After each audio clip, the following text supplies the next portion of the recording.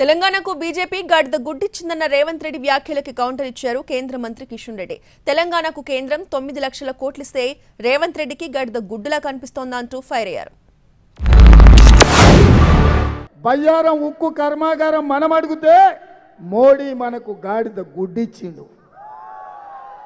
Warangal railway coach factory మనం అడిగితే మోడీ మనకు గాడిద గుడ్డిచ్చిండు. కాజపేట రైల్వే కోచ్ ఫ్యాక్టరీ మనం అడిగితే మోడీ ఏం తెచ్చిండు.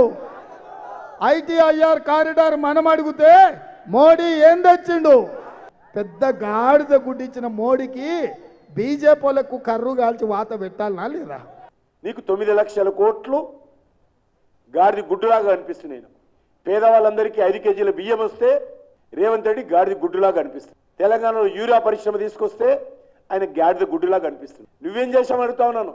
మేము డిసెంబర్ 9న నేను వస్తున్నా 2 లక్షల రైతుల మాఫీ చేస్తున్నావు కదా, ఎందుకు ఈరోజు మాట మార్చావు?